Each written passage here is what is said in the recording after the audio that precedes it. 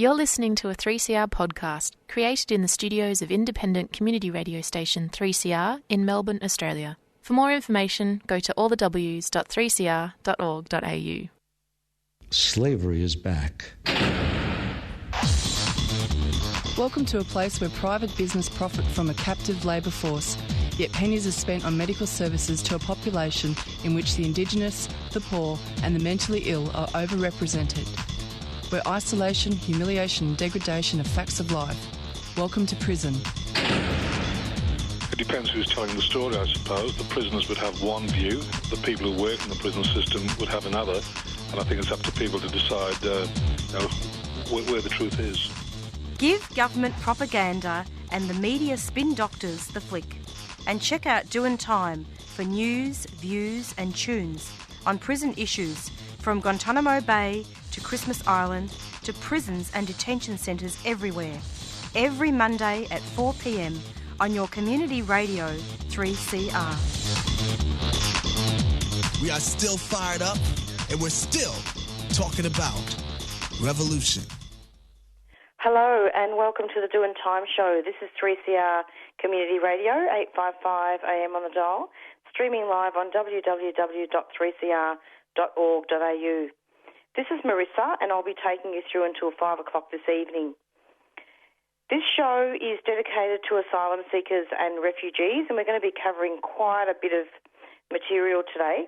First up on the show, we're going to be speaking with Ian from the Refugee Action Coalition, and he's from New South Wales. And we'll be speaking with Ian about the fact that human rights and legal organisations are calling on the federal parliament to reject new laws that would allow the Morrison government to stifle criticism of immigration detention, reduce transparency and cut off crucial support for the people detained in immigration detention. Basically, the Migration Amendment Prohibiting Items in Immigration Detention Facilities Bill 2020 is being debated, although we will speak to Ian about the timing of that debate and what's going on there. The bill would give sweeping, unchecked powers to the Minister for Home Affairs to ban almost any item in detention, including mobile phones, and allow private security contractors to search for and seize items from individuals or whole groups of people in immigration detention without cause. So I'm going to be talking to Ian about that, and we'll be speaking in particular about mobile phones and the very terrible things that could happen, the mental health of the refugees and asylum seekers being cut off in detention if those phones are taken away. And so I've been reading actually from a media release that was put out by the Human Rights Law Centre at the beginning of September.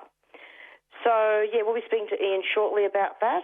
And then after that, we'll be speaking with Chris Breen from the Refugee Action Collective, and he'll be giving us a few updates from Victoria about some of the events that have been planned in regards to an action that's coming up in October, and it's a rally in pairs, and there'll also be some online stuff, and looking at protesting against this bill as well, in particular the fact that phones are a lifeline.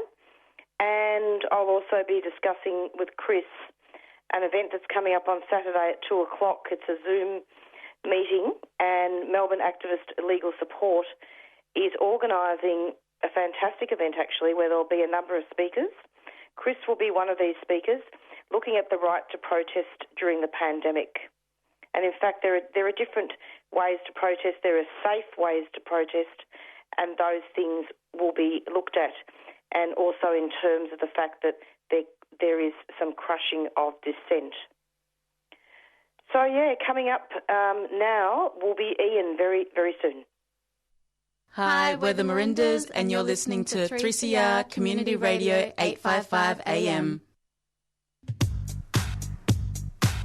This lasting delusion about children trapped in tunnels. That's how we got Aussie Q, it seems, and now everything else. I mean, now it's just a 6-month pipeline from that to Australians who live in this alternate American fantasy land where they post about Donald Trump all the time. So its ability to, via Save the Children stuff, to get a whole range of different political persuasions in is what I found fascinating, you know.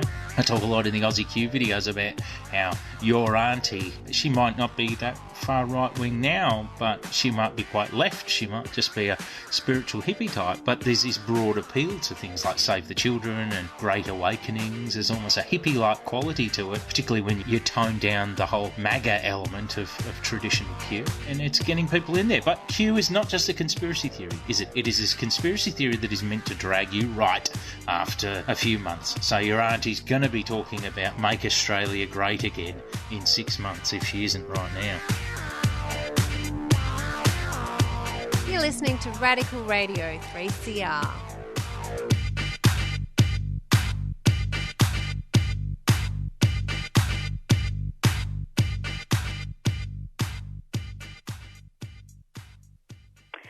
And you're back with the Doing Time show. And coming up now is Ian from the Refugee Action Coalition. Hello, Ian. Welcome to the program.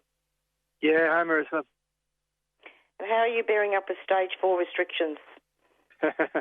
yeah, we're not doing too bad in New South Wales. So it's not quite as bad. New South Wales is not stage 4, is it? No, that's right. We're doing okay in that regard, Marissa. Yeah, but still got some of the same issues Melbourne's got about protests. We have a lot of trouble with the police, state government using the COVID regulations to really stamp down on any ability to protest what's happening in detention. Yeah, it's actually next Monday I'm going to be interviewing hopefully Paddy Gibson and also Paul, who is the nephew of David Dungay, and looking at an event that's being organised by Mel. So we'll talk about that, a lot of stuff that's going on in New South Wales. Very good, yes. Yeah, they were very involved in when I was a couple of big Black Lives Matter rallies in Sydney, one of which, both of which drew a lot of attention from the police, unfortunately. It's pretty bad, especially when a lot of those protests were about Aboriginal deaths in custody, including David Dungay. Yes, yeah. It's pretty crazy. Ian, I'm wondering if you could just talk to us about what's happening with Home Affairs right now. What's the go here that there's some type of migration amendment prohibiting items in immigration detention facilities bill? And what does this mean for asylum seekers and refugees? And is it being debated in Parliament right now? Not right now. It's due to come back into Parliament in the next sitting, which is going to be a budget sitting. So it was scheduled and it was passed by the House of Representatives in the last sitting about 3 weeks ago now. And it was scheduled for debate in the Senate, but it wasn't debated in the Senate. And what we know out of the last time around is that it comes down to Jackie Lambie's vote. It's very clear that, it's been established now that Labor, the Greens, and the majority of the crossbenchers are going to vote against the bill. Jackie Lambie hasn't yet indicated which way she's going to vote. So it's going to come down to her vote again, and so there's been a lot of attention paid to Jackie Lambie. A lot of representations have been made. There's a petition of we got close to 500,000 signatures actually that was presented to the Senate and to her from people who are opposed to the bill, as well as a lot of individual people who are in detention, people Afghan veterans of one sort or another who have been in touch with Jackie Lambie to explain just what the bill will mean to people who are in detention if it is passed, and the government is given the power. Well, the Border Force will be given the power to take mobile phones and laptops, and as you said in the introduction, pretty much anything else that they decide they want to take, they'll have the power to take it. So is it fair to say that this is cruel and unusual punishment? I think that's a fair way to describe it. I mean, the history of the mobile phones in detention, it's a very long history associated that goes right back to the creation of the detention centres, really, when the only form of communication were, payphones. People, 400, 500 people, would line up to use as the only phones that were available. There's been a long, long struggle to get the right for people who are in detention. People should remember they're not charged with anything. They're not guilty of any crime, but it's been a long, long struggle to establish the right of people to have mobile phones, in detention. I think it's hard to get across actually what it does mean. I think when the bill was going through, I think from my point of view, I saw so many people are in detention, appealing to the politicians and, ultimately Jackie Lambie because of what it would mean in terms of their ability to communicate with their families in particular. There's a lot of stuff that hasn't come out about the limitations that are in some places in Yonge Hill, for example. There are effectively rosters. People can't get to the computers to contact family and friends when they need. They're restricted, and that if they did take away the mobile phones, then it would mean a complete inability in a time when there are no visits in detention. They've not been able to be visited since March. Yeah, so it's a big, big issue and a major cause of stress for people who are in detention. And not to mention also accessing pertinent legal representation. Yes, well, that's another big issue which has been posed very sharply by the transfer of people, the reopening Christmas Island, the transfer of people to Christmas Island. I mean, pretty much all those people have some kind of ongoing, sort of legal action of one sort or another. But the difficulties of communication with Christmas Island, it's only Telstra as the only mobile phone carrier which covers Christmas Island. Reception is not always good. If they were to have mobile phones taken away and they were to rely totally on what communication they could get inside the detention centre, well, I mean, one of the issues which bothers people enormously is the capacity of Border Force to monitor their communications if their only access is through a phone or a computer which is provided by Home Affairs inside the detention centre itself. The Doing Time show has been involved, and its programmers have been primarily involved in doing some fantastic interviews with asylum seekers, but via the mobile phone. But it's not only just about interviews; it's also about having conversations with men and women who are suicidal and who have also been hospitalised as a result of not just attempted suicide but also profound and chronic anxiety. And it's absolutely a violation, it's a disgrace that these phones may be taken away, not to mention computers. Also, Ian, isn't there a little bit of history involved with Jackie Lambie? Didn't she do a deal with the Liberals in the past? Yes, well, this is... about the asylum bill? Yes, it's about the Medivac bill. Yeah, it was Jackie Lambie's... it's Jackie Lambie's vote which allowed the government to repeal the Medivac bill. So she's got history, unfortunately, of voting the wrong way and being... very open to approaches from the Morrison government. I mean, over the Medivac bill, she said there was some kind of trade-off, that there had been offers, that she'd been given guarantees or reinsurances of some sort or another, none of which has ever become public. But what we do know is that her vote allowed them to repeal the Medivac bill, and many people who still need medical treatment, who had been approved for medical treatment prior to that repeal, are still on Nauru and Manus Island, have not been transferred for the medical treatment they need, thanks to Jackie Lambie's vote. So, we're pushing very hard, and lots of organisations have been doing a lot of lobbying, a lot of approaches to Jackie Lambie, but we're, for obvious reasons, very concerned that the fate of something which is so serious should, come down to Jackie Lambie's vote. Oh, my goodness gracious. Well, we'll have to see what happens there. I'm hoping that it's not, that this doesn't happen.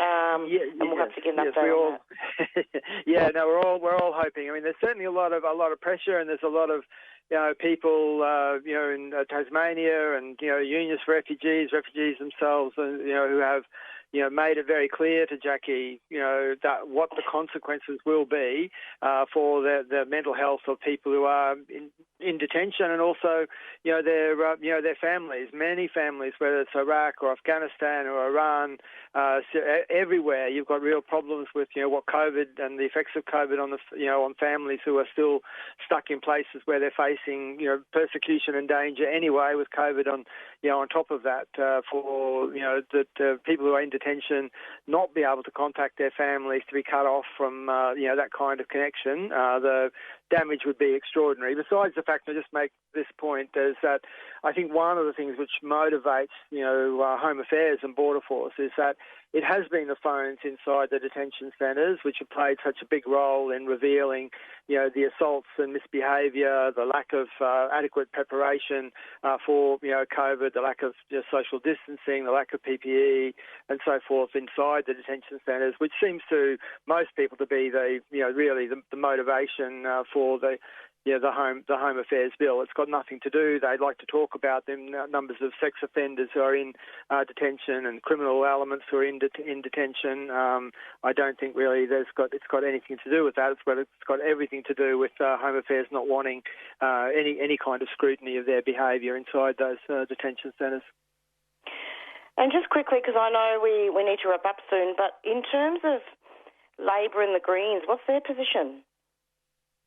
Labor and the Greens have both said that they will they oppose the bill, so they've come out quite strongly. And so Labor and the Greens have said they will vote against this bill, which is great. The vast majority of crossbenchers, it will come down to the question of Jackie Lambie's vote in the Senate. Absolutely. And finally, Ian, can you comment on how the right to protest has been eroded in regards to during the pandemic? Yes, we've organised quite a number of protests, including protests that have been around the question of mobile phones right through the pandemic. I mean, usually the major refugee rally is held on Palm Sunday, the Sunday before the Easter holiday. They were called off this year because of COVID. But even though a number of organisations, including Refugee Action Coalition, have organised protests that have been within the guidelines, within the stated guidelines, there has been very serious police mobilisations to disrupt and not just disrupt the protest, but to suppress the protests and to fine people, to charge people with incitement.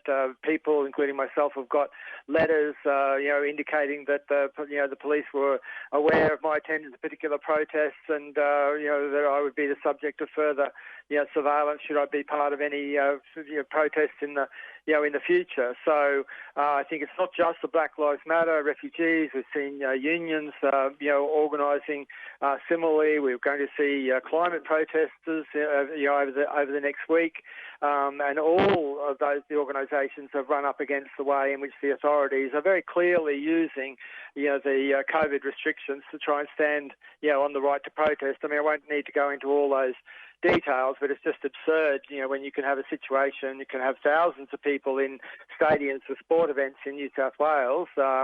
You try to have, 20 people at a university to protest about cuts, or as we did, socially distanced protests about the mobile phones, and you face, hordes of police using the COVID regulations to deny people the right to protest. So I think we have to be very alert to the way in which the COVID regulations are being used by the authorities to remove a very important right for people in the general community to be able to protest and fight for their rights. Indeed, and in fact, you've mentioned social distancing, and should there be places in Victoria, you've got to wear masks as well and all the sanitizer. But it sounds to me as though what's happening here is that there are increased police powers, and also those letters are simply unnecessary, and it's against the law to send letters like that. Well, I haven't checked that out, but I kept that. Yes, I agree entirely, and it seems to me it's kind of a, it's a form of intimidation. Like it's an allegation, but the police are saying, in the letters, we have identified you as someone who has breached. Well, good luck to them, but the question of whether I have or have not breached is not a question of the police opinion. That's something that is determined by the court. So I think there's no doubt that those letters, which were issued to a number of people involved in the last big rally that we tried to organise in Sydney, are just a form of intimidation. And the fact we've seen them now against Black Lives Matter, against refugees, we've seen serious police action against students and staff protesting against the cuts in the university sector in New South Wales. And as I said, you can have thousands of people in a stadium to watch a sport event. You can't have more than 20 people at a protest outside, and so there are. I think it's beyond question. I think that the state authorities, are using COVID regulations to stand on the right to protest, and it's a very serious attack on democratic rights under the guise of being concerned about health. Ian, thank you so much for coming onto the program. We're going to be having Chris Breen up next, and we'll be continuing this discussion and having a look at a number of events that are happening in Victoria. It's lovely to have you, Ian. Okay, thanks, Marissa. Good luck. Stay safe. You're listening to 3CR Community Radio 855 AM on digital and online. 3CR Radical Radio. Fitzroy Legal Service has launched a free information and advice phone service for people who have been stopped, questioned, fined or charged for breaching COVID-19 restrictions. Have you been fined or charged under the new laws, or stopped and questioned by police for being outside? Call 0434 136 501. Weekdays between 9am and 5pm. That's 0434 136 501. Or head to fitzroy-legal.org.au for more information. You can also report incidents at covidpolicing.org.au. Fitzroy Legal Service is a 3CR supporter.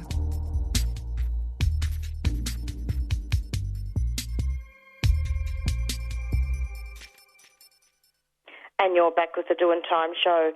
And very soon we're going to be speaking with Chris Breen from the Refugee Action Collective. And I just wanted to give a very quick intro before we do that. So while preventing COVID-19 continues to be a primary concern for society, protests can play an important role in protecting public health. Crushing dissent leaves us at the whims of government and makes it harder to fight for justice for Aboriginal people, refugee rights, for workplace rights, or for improvements to public health like pandemic leave for all.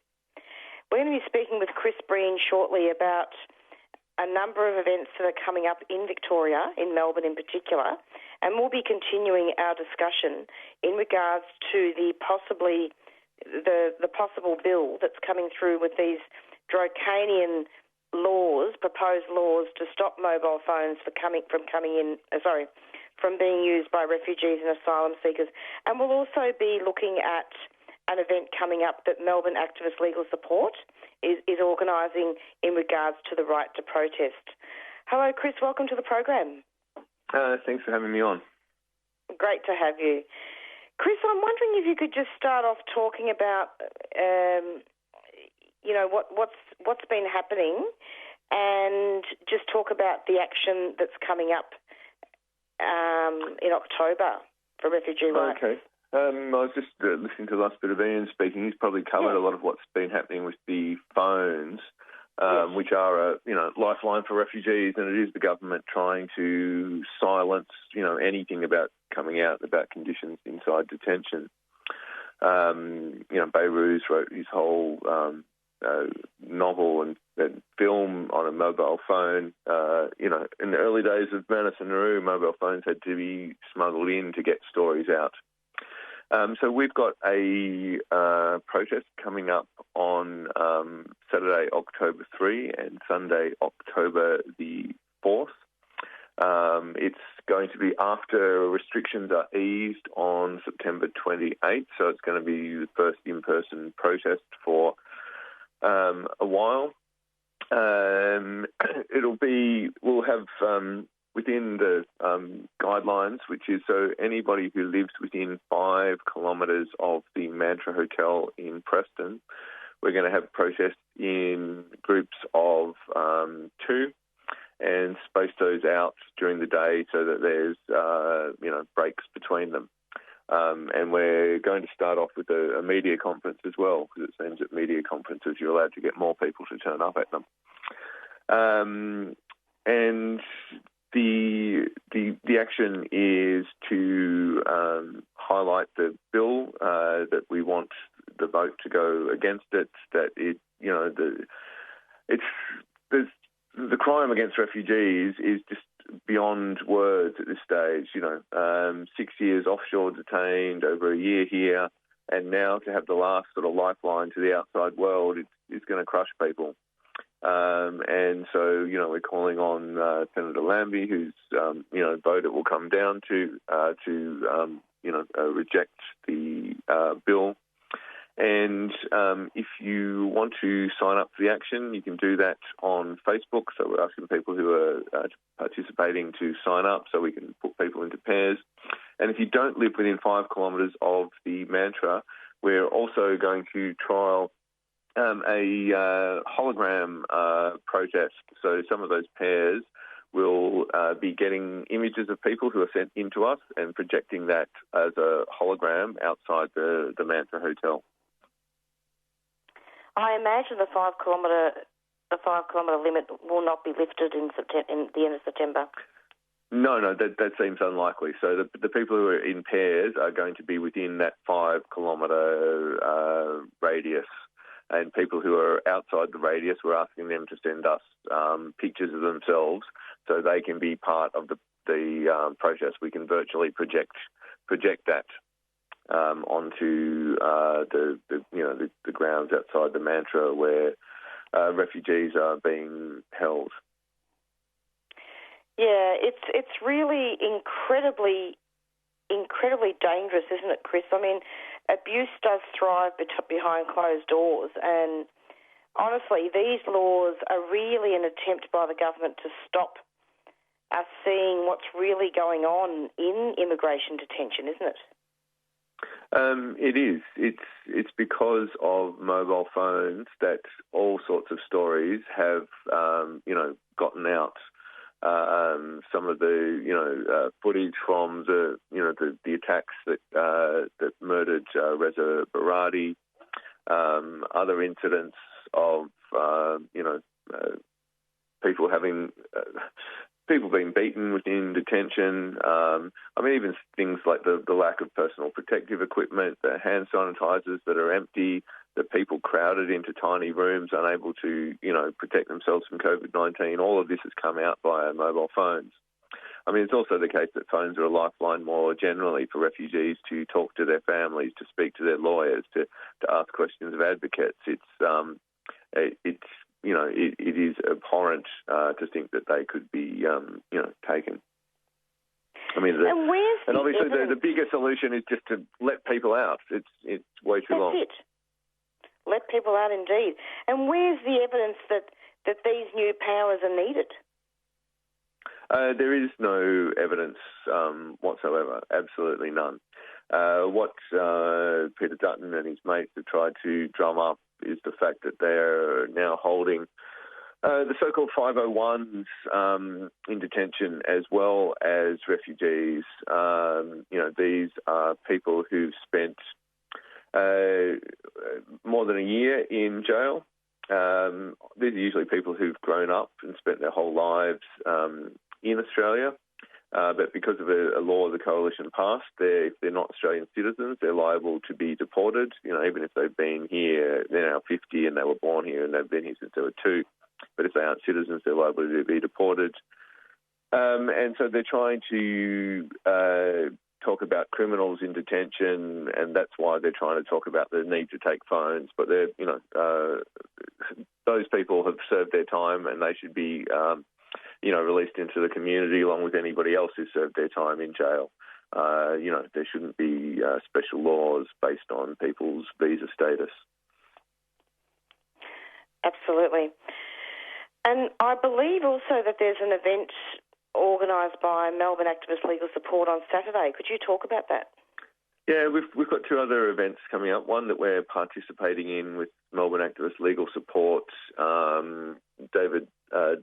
Justice for David Dungay Jr. campaign, and the RMIT branch of the NTU, which is an event called Upholding the Right to Protest During the Pandemic.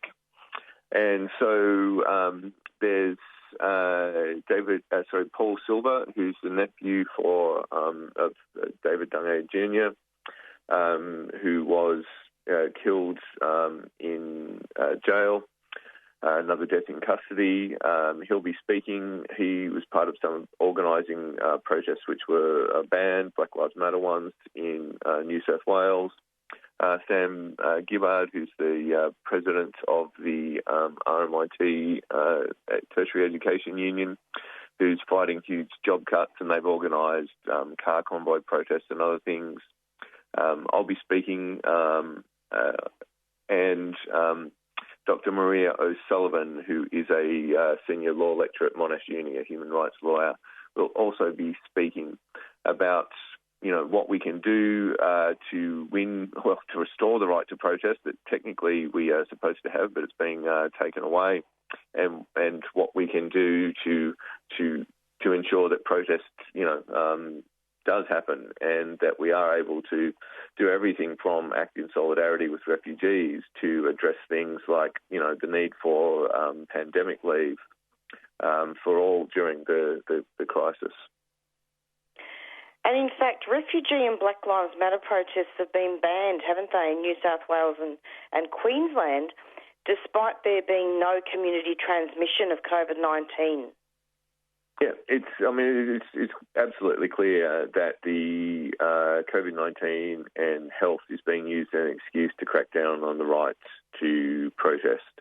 When you can have 40,000 people, I think, now going to be at the grand final in sports stadiums, but you can't have groups of, small protests of 20. I mean, even the absurd thing of the uni protest the other day, groups of 20 protesting the job cuts at Sydney Uni, and, threatened, fined. One person spent the night in jail, and then they have to go back onto campus to teach to 30 groups of 30 or more. It really is abhorrent, and we do need a broad coalition of groups committed to democratic right to protest. Otherwise, we are at the whims of government. We are at the whims of whatever happens to come along. So we've got that forum on the right to protest, and also RAC is holding an online rally for my court mention, which is now contest mention, on October the 2nd, which is also going to be an important legal test of the right to protest. And where is that going to be held? Well, the court mention is now a online hearing. But the RAC, so we're holding a rally immediately before that, an online rally, and so it's going to be 1 o'clock on Friday, October the 2nd. If you go to our Facebook site of the Refugee Action Collective in Victoria, you'll find that. And so I've been charged with incitement for helping to organise a safe car convoy protest on April the 10th. No more than 2 people per car, nobody getting out of their cars. This was well before the stage 4 kind of restrictions as well. And so not only were 30 refugee supporters fined a total of $50,000, I've been charged with incitement. And so, the ability for future protests to take place, during the pandemic, really is at stake in this court case. I mean, RAC warned at the start about incitement charge being used more broadly. That's happened. An IMARC protester, Jeremy Small's been charged with incitement in retrospect from a protest last year.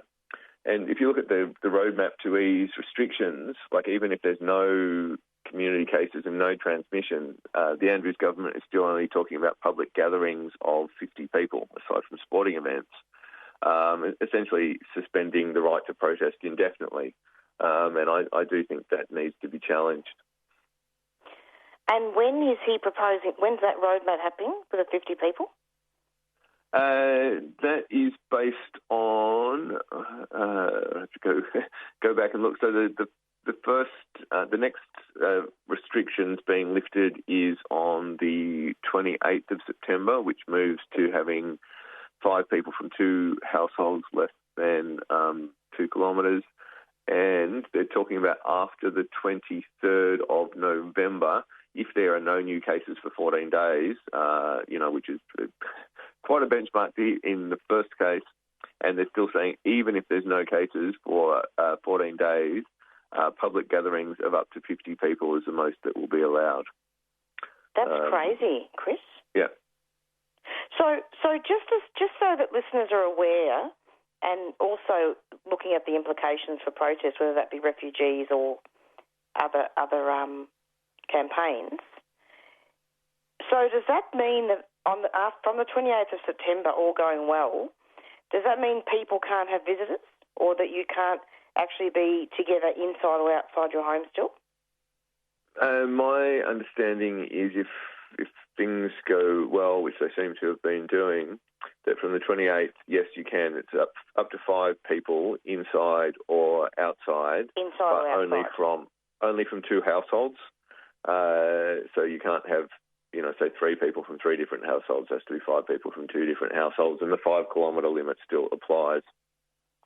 And that seems to be indefinite, doesn't it? Well, until they meet the other target that they're talking about. So yes, it does seem we're going to have some kind of restrictions in place for a very long time under the current roadmap. That's what it sounds like to me. Yeah.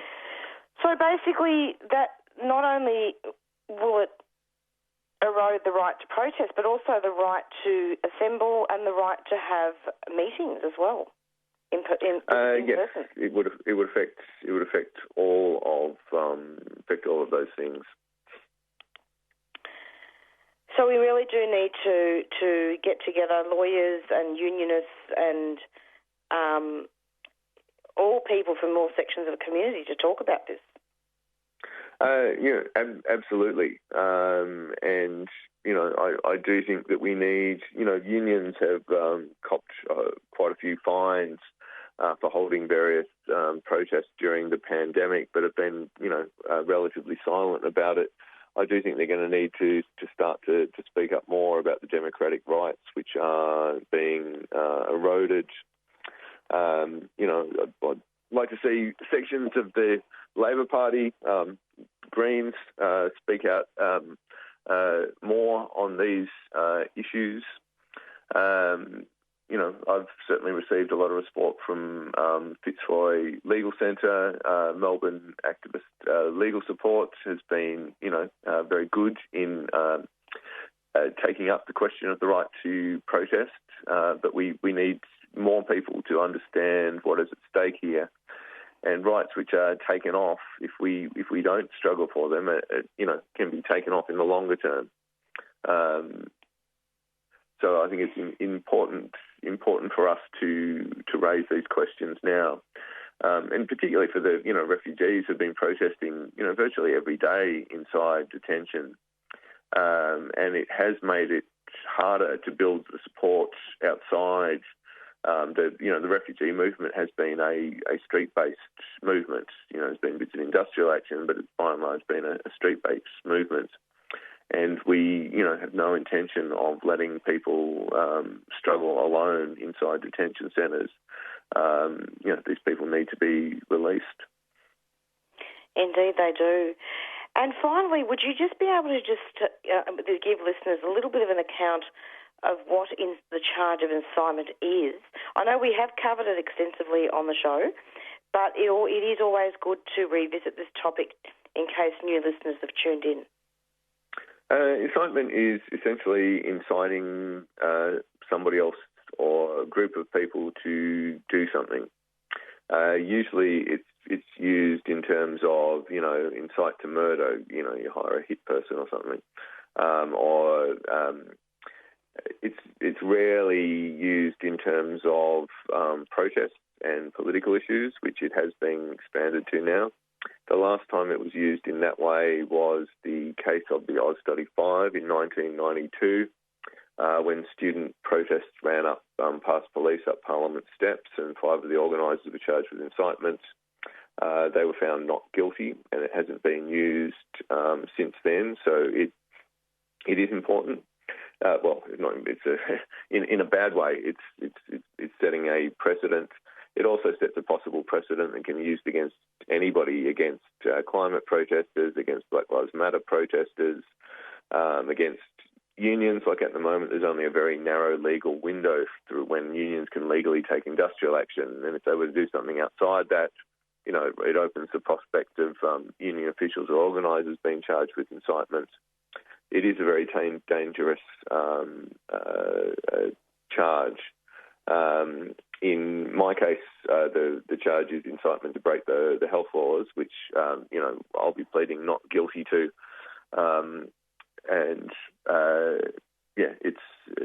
and hopefully we will win that in court. Yeah, Chris, it looks pretty bleak. The fact that this state of emergency is going to be going for at least 6 months, and it's actually quite scary. It's certainly taking a huge toll on people, and it's taking a huge toll on it's a differential toll on people. Refugees and temporary migrants have been left off JobKeeper and JobSeeker. It's obviously easier to isolate if you're in a two-rack mansion compared if you're, in a tiny little apartment or, public housing towers that had a hard lockdown. Perhaps beyond my remit as a refugee spokesperson, but there are a whole range of things that I think that need to be put in place to make these sort of things less likely. The contact tracing, the testing, the quarantine, if we're looking at where the spread is, it's in workplaces, it's in aged care, it's and sort of certainly casualisation and privatisation has been a big part of why that's happened. Thank you for mentioning that, Chris, because that's really pertinent. It's very important. Casualisation and privatisation, it's basically an exposure, isn't it, of the way that the system really is? Yes, it is. You see that inside detention as well. You've got, the private Serco managing things and, very almost no accountability, and that'll be even less with phones. Refugees complain about being searched and handled by guards who are not wearing gloves or not wearing protective equipment, and they're essentially almost powerless. You're trapped inside 24 hours a day, can't get out of their rooms 23 hours a day, with people who have absolute control over your life. And this has happened for 7 years, and it's breaking people, and people continue to break. Their physical health is being deteriorated, their mental health is being deteriorated. People's mental health conditions cannot get better in these conditions. You add on top of that the fear and the threat of COVID-19. This is not to say that the coronavirus isn't real, because it is real. Oh, absolutely. We know, we're only too well aware of the threat of coronavirus to the health of refugees. It is very real. The deaths in Victoria are very real. There's already been a security guard tested positive at the Mantra. The security guard tested positive in Brisbane. And we're saying it's only a matter of time before COVID gets in. You know, we found there've been low risk prisoners who've been released. There've been people who've had bail not imposed, but refugees people who've committed no crime are stuck inside. And these are people who should be in the community in any case. I mean, there are already people who came under the Medivac laws, came for medical treatment, who are in the community. That's where it's safer for them, it's safer for the whole community, and that's what we're calling on the government to do. If they're serious about health, then release the refugees from detention. Absolutely. And Chris, sorry, I've kept you a little bit longer. I hope that's okay, because I felt like I wanted to just ask you a question in regards to, in your opinion, now I don't think there's anything wrong with this, how would you propose to manage the public health regulations? What do you think it would be a fair way to deal with all this? What's happening in Victoria in particular? How would I? Okay. In this case, I should make it clear. Like, there's a range of different views within the Refugee Action Collective, within the refugee movement. I'm very much speaking just as a political activist here. I'd like to hear, because I often ask this in terms of perspective. You know, what would you feel? I mean, for example, let me give you an example. Yeah. So I, for example, would like the fact that there needs to be more room in regards to protests. There's got to be a way to improve the mental health of people, to at least have some visitors, for example, things like that. I think protests should be able to take place. Protest is a very low-risk activity. It takes place outdoors.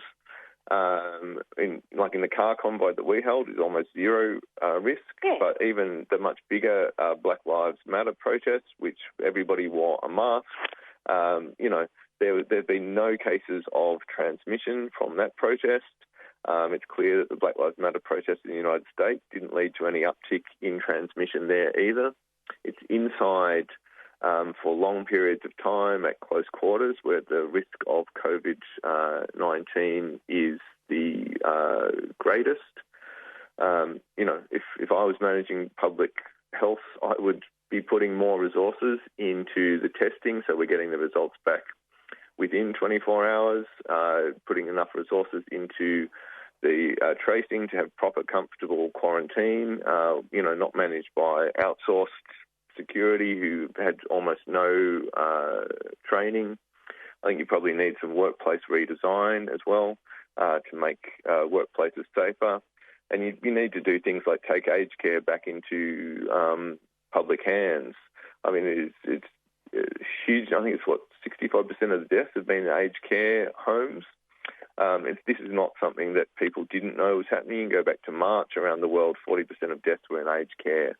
And if you look at Victoria, it's the private homes where most of the cases and deaths have happened. In public, where you've got guaranteed ratios of 1 to 15 for nurses and a more permanent workforce. It's been able to, the threat's been able to be managed better. You need decent public PPE equipment.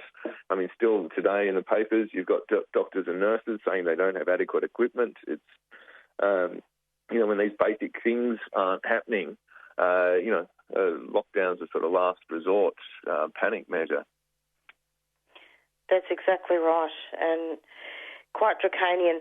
Okay, so we're just going to end pretty soon, but can you talk about, can you just advertise the event again, please, that's co-hosted by Refugee Action Collective and other organisations for Saturday? The event, which will be complying with all of the regulations, is on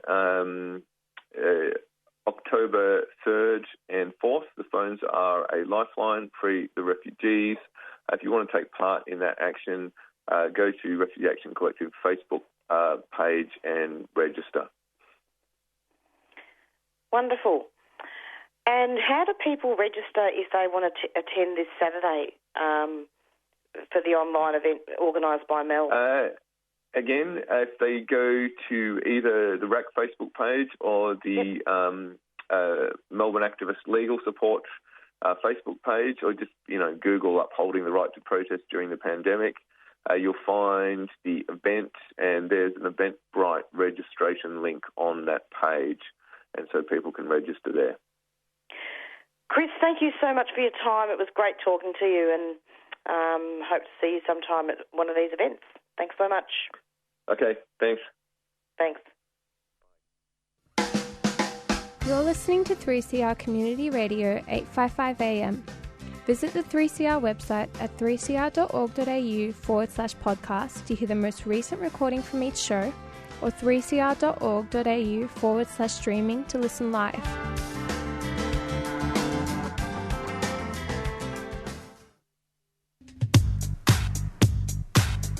The current world in which the higher education sector operates is characterized by profit and power. And as universities are further incorporated into global neoliberalism, these ideas of the public good face the most serious threat that they have ever faced. COVID pandemic, besides highlighting all of the other fissures in society, has also really highlighted the terrible inequalities that have long existed within the sector. The precarity, the overwork, declining mental health caused by intensifying privatization and the privileging of profits at all costs, and students who should be our co-learners in this process face mounting debt.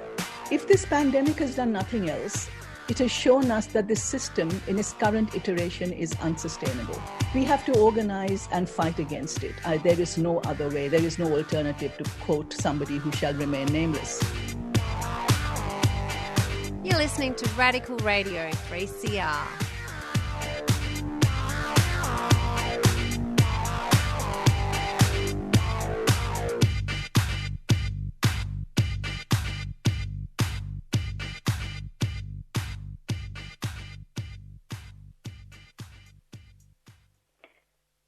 And you're back with the Doing Time show. It's approximately 4:51.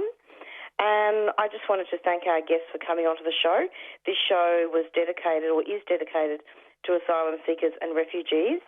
And we had, first of all, you listened to an interview with Ian from the Refugee Action Coalition in New South Wales. And then after that was Chris Breen from the Refugee Action Collective. Just before I go, and we wrap up the show, I just wanted to talk about very quickly, and just to summarise yet again, the event that's being co-hosted by Refugee Action Collective, Justice for David Dungay campaign, and Melbourne Activist Legal Support, MELS. And for tickets, go onto the Melbourne Activist Support website, or there's a website, www.eventbrite.au, upholding the right to protest. And it starts at 2 o'clock this Saturday, and I believe that would be this Saturday, I believe, the 23rd. Is it the 21st? So the 24th, sorry. So this Saturday, speakers are Paul Silver, nephew of David Dungay Jr., and an organiser of Ban July 28th, I Can't Breathe protest in New South Wales. Sam Gibbard, president of RMIT, NTEU, and an organiser of bike and car convoy protest against job cuts. And Dr. Maria O'Sullivan, senior law lecturer at Monash Uni and a member of the Carston Centre for Human Rights Law. And Chris Breen from the Refugee Action Collective, activist charged with incitement for car convoy protest. And before we finish, I'll just quickly read out the blurb there, just so that people have an idea of what it's about. So COVID-19 has been used as a pretext for clamping down on the democratic right to protest. Refugee and Black Lives Matter protests have been banned in New South Wales and Queensland despite no community transmission of COVID-19 at the time. In Melbourne, refugee supporters, unionists and Black Lives Matter organisers have received massive fines for protests.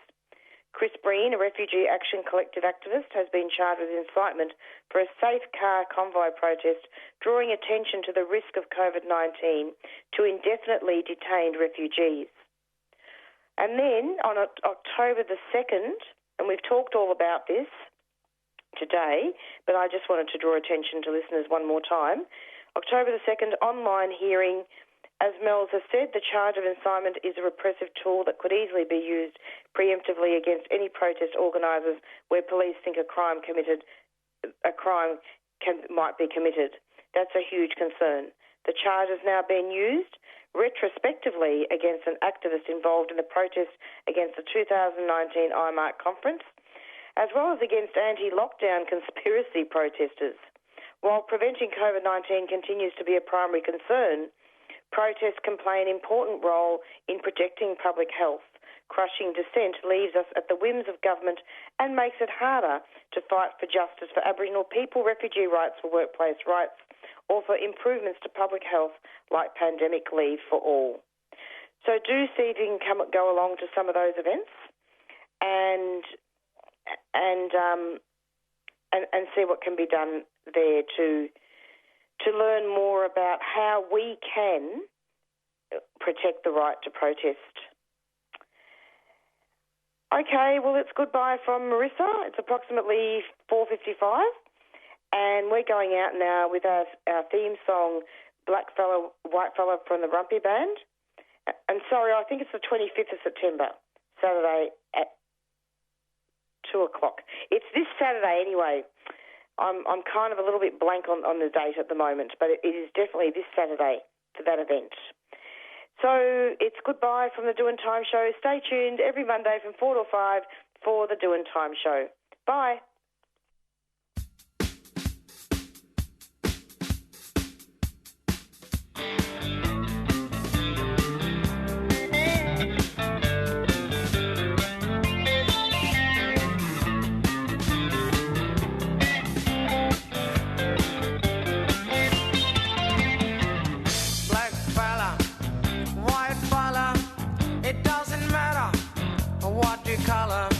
As long as you a true fella, as long as you a real fella.